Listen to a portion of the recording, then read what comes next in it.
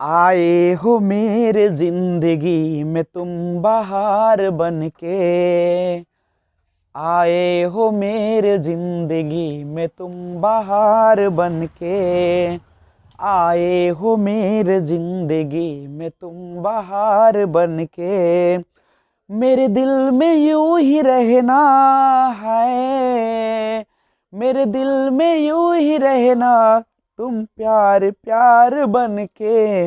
आए हो मेरे दिल में, आए हो मेरे जिंदगी में तुम बहार बन के।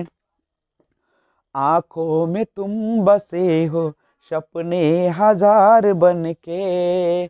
मेरे दिल में यूं ही रहना है।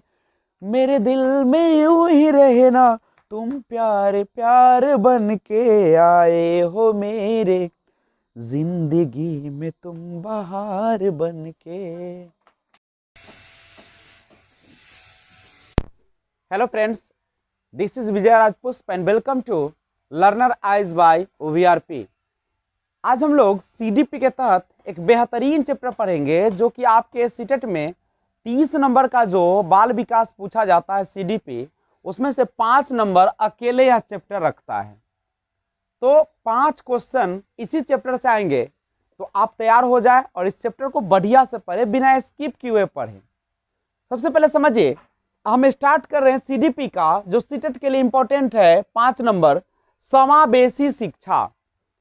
समावेशी यानी समान प्लस आवेश, यानी सबको समान रूप से देखना, सबको शामिल करना, सबको एक छत और एक कक्षा के नीचे रखना और किसी भी प्रकार का भेदभाव न करना, यह है हमारा समावेशी शिक्षा।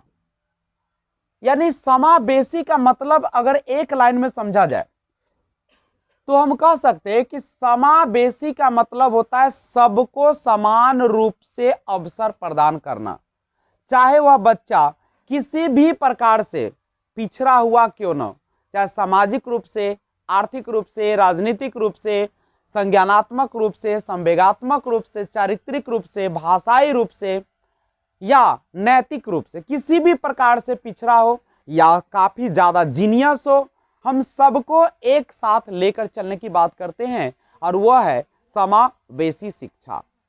तो गौर कीजिएगा, समावेशी शिक्षा में होते हैं जनरली जो समावेशी टर्म है जिसको इंग्लिश में आप इंक्लूसिव कहते हैं। इंक्लूसिव में जो बच्चे होते हैं जनरली 2 टाइप्स के होते हैं, 2 तरीके के होते हैं। कौन कौन से होते हैं? एक वैसे बच्चे जो नॉर्मल होते हैं और एक ऐसे बच्चे जो क्या होते हैं? स्पेशल होते हैं। यानी एक होता है जिसे आप सामान्य बच्चे कहते हैं और दूसरा होता है उसको आप विशिष्ट बच्चा कहते हैं। तो सामान्य बच्चा कौन होता है? जिनका आईक्यू लेवल 90 से लेकर 110 होता है। और विशिष्ट बच्चा किसको कहते हैं? जिसका आईक्यू लेवल, मान लीजिए कि यह है मेरा नॉर्मल चाइल्ड है, सामान्य बच्चा। तो नॉर्मल से नीचे या नॉर्मल से ऊपर आईक्यू वाले दोनों जो होंगे वह कौन से बालक होंगे? विशिष्ट बालक। यानी जनरली कह दें कि 70 से नीचे आईक्यू वाले या 120 से अधिक आईक्यू वाले, ये दोनों का दोनों जो शामिल हो जाएंगे, किसमें शामिल होंगे? विशिष्ट। नाम से ही लग रहा है विशिष्ट। विशिष्ट का मतलब क्या? जो नॉर्मल चाइल्ड है, जो सामान्य बालक है, जो सामान्य क्रियाकलाप कर लेता है, उससे अलग होना, चाहे वह सबसे कमजोर हो, चाहे वह सबसे ज्यादा जीनियस हो, तो वो सारा शामिल हो जाता है विशिष्ट। तो दोनों को एक साथ लेकर चलना, बिना भेदभाव किए हुए, बिना किसी प्रकार का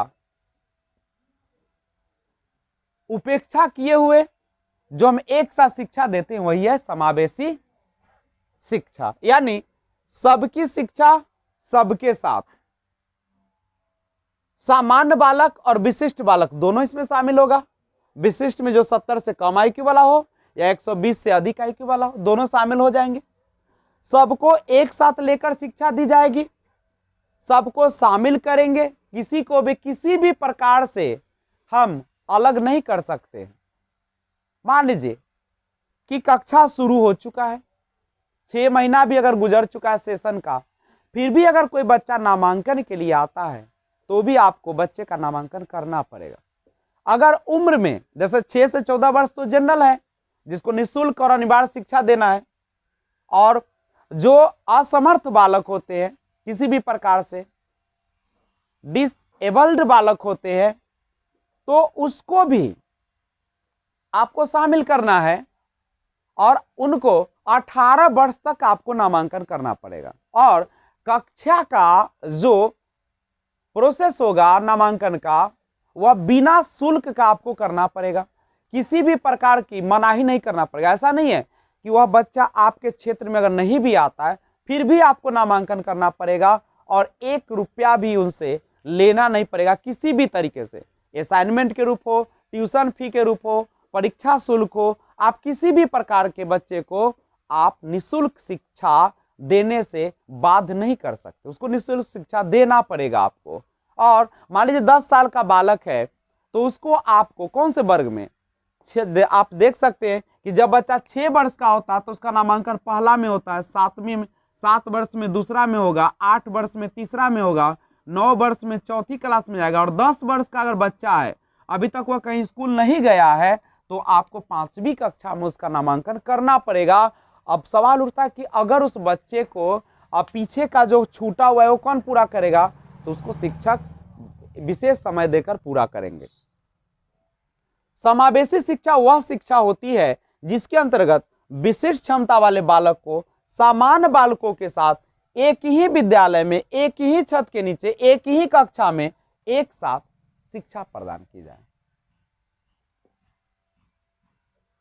समावेशी शिक्षा की शुरुआत कहां से हुई थी? अमेरिका से हुई थी। समावेशी शिक्षा का अर्थ क्या है कि सामाजिक रूप से, बुद्धिमत्ता के रूप से, भाषाई रूप से, लैंगिक रूप से, भावनात्मक रूप से, चाहे वह जनरल कैटेगरी हो, चाहे ओबीसी कैटेगरी हो, चाहे एसटी हो या एससी हो, सबको एक साथ लेकर चलना है, सबको एक साथ शिक्षा देना है। आप किसी भी प्रकार से मनाही नहीं कर सकते। धर्म, जाति, लिंग, समाज, परिवार आदि के आधार पर बिना भेदभाव के विद्यालय में शिक्षा देना और सभी को एक साथ शिक्षा देना ही समावेशी शिक्षा है। तो ये मैंने आपको समावेशी शिक्षा का एक ब्यौरा दिया कि होती क्या है आखिर, तो आप समझ गए होंगे कि समावेशी शिक्षा वैसी शिक्षा है जो एक ही छत के नीचे, एक ही कक्षा में सेम टीचर के द्वारा सबको शिक्षा देना, किसी भी प्रकार का भेदभाव नहीं करना, बिना किसी प्रकार के शुल्क का उसका नामांकन कराना, चाहे समय कितना भी क्यों न हो, समय कितना भी सेशन का न गुजर गया हो, इससे कोई फर्क नहीं पड़ता है। तो आइए आगे समावेशी शिक्षा के बारे में और जानते हैं। तो आइए देखिए, ध्यान दीजिएगा, समावेशी शिक्षा का एक सबसे बड़ी बात होती है कि किसी प्रकार से अलगाव नहीं करना चाहिए। समावेशी शिक्षा एक ही बात कहता है कि सबको साथ लेकर चलना है, यानी segregation is against the law of nature. Nature माने प्रकृति होती है और सेग्रीगेशन माने होता है अलगाव। नहीं, अलगाव जो है वह प्रकृति के नियम के क्या है, विरुद्ध है। आप जानते हैं कि जब हमारा जो नेचर होता है वह हम सभी को समान रूप से अवसर देते हैं। समान, जब सूरज भी है तो वह भी समान रूप से सबको प्रकाश देती है, अगर बारिश भी होती है तो समान रूप से सबको बूंद मिलता है। तो हम जब हमारा नेचर किसी भी प्रकार का अलगाव नहीं करते तो हम मानव कौन होते हैं अलगाव करने वाले। इसलिए किसी भी प्रकार का बालक हो सबको एक साथ लेकर चलना। नहीं, अब समावेशी शिक्षा का उद्देश्य क्या है, एम क्या है इसका? तो शारीरिक रूप से अक्षम बालकों की शिक्षण समस्याओं की जानकारी प्रदान करना, दिव्यांग बालकों की आवश्यकताओं की पहचान करना, बालकों की असमर्थताओं का पता लगाकर उन्हें दूर करने का प्रयास करना, और विकृति युक्त बालकों की शिक्षण समस्याओं की जानकारी प्रदान करना, विशिष्ट बालकों को आत्मनिर्भर बनाने हेतु प्रयास करना, और विशिष्ट बालकों को समाज की मुख्य धारा से जोड़ना। क्योंकि आज न कल तो ये बच्चा इसी समाज में न रहेगा, इसी समाज के साथ रहेगा और इसी समाज के विकास में या किसी भी प्रकार की मदद करेगा। तो हम जब समाज में सभी एक साथ रहते हैं तो शिक्षा में फिर क्यों अलगाव हो? जब नेचर हम सभी को विभिन्नताओं से भरा भेजा है तो हम भी अपने क्लास को विभिन्नताओं से भरा बनाएंगे। यह सुनिश्चित करना कि शारीरिक अपंगता शिक्षा के अवसरों से वंचित ना करे। नहीं, आप किसी भी प्रकार का शारीरिक अपंगता है तो उस अपंगता के कारण शिक्षा के अवसर से वंचित न करे, एक साथ करे। नहीं,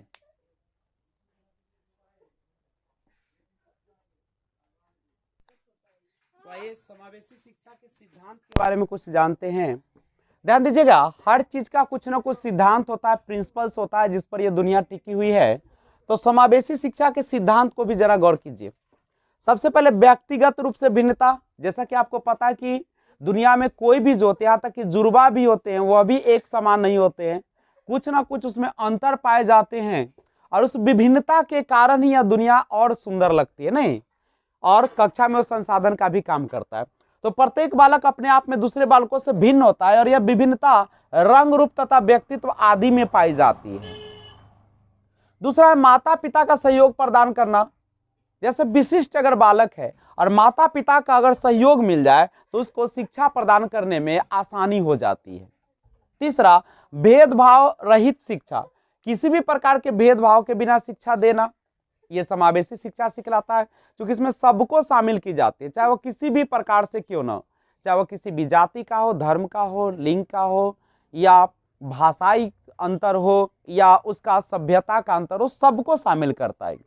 विशिष्ट कार्यक्रमों द्वारा शिक्षा, इसमें क्या होता है कि प्रत्येक विशिष्ट कार्यक्रमों को लागू किया जाता है। और वातावरण नियंत्रण पूर्ण होना चाहिए, मतलब कहने का कि प्रत्येक शारीरिक व्यक्ति बालकों को निःशुल्क उपयुक्त शिक्षा मिलनी चाहिए। तो ये था आपका समावेशी शिक्षा का सिद्धांत।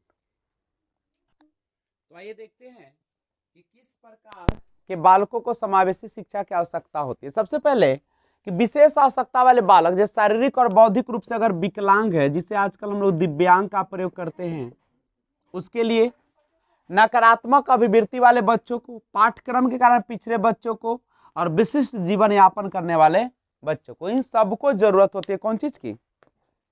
समावेशी शिक्षा की जरूरत होती है। तो आइए अब हम लोग ध्यान देते हैं आगे कि जो समावेशी शिक्षा होती है उसमें क्या क्या होते हैं। तो जनरली देखिएगा, जो समावेशी शिक्षा की अगर हम बात करें तो सबसे पहले स्कूल कैसा होना चाहिए? सेम स्कूल होना चाहिए, सबको शामिल करते हुए। इसमें कौन कौन बच्चे को आपने शामिल किया था? तो एक जहां पे होगा सामान्य, और दूसरा कौन हो जाएगा? विशिष्ट बालक। दोनों बालक को शामिल करना है। कक्षा क्या होगा? सेम क्लास होगा। टीचर कौन होगा? सेम टीचर होगा। ऐसा नहीं कि बच्चे में कुछ कमियां हैं तो उसको आप अलग करके दूसरा टीचर से पढ़वा लीजिएगा, वही टीचर होना चाहिए। और सबसे इंपॉर्टेंट आता है इसमें बाला। बाला मतलब समझते हैं ना, यानी विल्डिंग एज लर्निंग एड, नहीं, विल्डिंग एज लर्निंग एड, यानी क्लासरूम जो होना चाहिए कैसा होना चाहिए? तो उसका समावेशी कक्षा में क्लासरूम जो होना चाहिए ब्रॉड होना चाहिए, थोड़ा सा विस्तृत होना चाहिए, और उस क्लासरूम में 2 दरवाजे होने चाहिए दोनों तरीके से। इस प्रकार से बनावट होना चाहिए कि धूप जा सके, वातावरण खुली होनी चाहिए और हवा आ जा सके, बंद नहीं होना चाहिए। खिड़की का उत्तम व्यवस्था होना चाहिए। उसके बाद वहां पे एक सबसे बढ़िया चीज है कि क्लासरूम का जो डेस्क होना चाहिए वह फिक्स नहीं होना चाहिए, बच्चा आराम से जा सके, निकल सके, बैठ सके, नहीं, ऐसा होना चाहिए। और टॉयलेट की व्यवस्था जो होनी चाहिए बॉयज और गर्ल्स के लिए अलग अलग सेपरेट होनी चाहिए, साफ सफाई का बिल्कुल ध्यान रखा जाना चाहिए। नहीं, रैंप बना होना चाहिए। अगर मान लीजिए कि कोई पैर से दिव्यांग है तो उसको चढ़ने में दिक्कत ना हो, इसलिए सीढ़ी ऐसा रैंप जैसा बना होना चाहिए। नहीं, और एक प्ले ग्राउंड होना चाहिए, खेल का मैदान भी होना चाहिए ताकि बच्चे जाकर उसमें क्या कर सके, खेल सके। उसका भी साफ सफाई का व्यवस्था हो, कहीं पे कंकर पत्थर ना हो ताकि बच्चे को किसी प्रकार की हानि पहुंच जाए। उसके बाद आप यहाँ पे देख रहे हैं कि गेट कितने होंगे, इसमें गेट 2 होंगे। क्यों 2 होंगे? आकस्मिक परिस्थिति में बच्चे आराम से निकल सके। बेंच डेस्क जो होता है फिक्स नहीं होना चाहिए, आराम से बच्चे एडजस्ट कर सके, बैठने में आसानी हो, किसी भी प्रकार की परेशानी ना हो बच्चे को। तो ये सारा सुविधा जो है आपको देना पड़ता है कहाँ पे, एक समावेशी शिक्षा में। नहीं, तो ये है आपका समावेशी शिक्षा। तो आज हम लोग इतना ही जानेंगे, फिर कभी मौका मिलेगा तो मैं इंक्लूसिव एजुकेशन और विस्तार से आपको पढ़ा दूंगा। तब तक आपके सीटेट के लिए काफ़ी है, आप जाकर इसे प्रैक्टिस करें। आप जाए गूगल पे जाए, वहाँ पे लिखे question related to inclusive education, आपको पूरा आ जाएगा। कम से कम 10 क्वेश्चन रोज प्रैक्टिस कीजिए, तभी जाके आपको अच्छे नंबर से पास करिएगा। नहीं तो फिर मिलते हैं एक और वीडियो के साथ, तब तक टेक केयर, बी एंजॉय। अगर नए व्यूअर्स है तो इस चैनल को सब्सक्राइब करना ना भूलें और बेल आइकन को ऑल पे जरूर प्रेस कर दीजिएगा ताकि जब भी वीडियो अपलोड करूंगा सबसे पहले आपको नोटिफिकेशन मिले। लाइक करिए, शेयर कीजिए, कमेंट कीजिए, सब आपके हाथों में है, क्योंकि आपका परिवार है, इसको बढ़ाना आपका कर्तव्य है। तो सबसे पहले सब्सक्राइब करके बेल आइकन को ऑल पे प्रेस कर दीजिए। ओके, और अगले वीडियो में और बेहतरीन लेकर आता हूँ CDP। तब तक take care, be enjoy, thanks for watching, keep watching. जय हिंद, जय भारत, वंदे मातरम।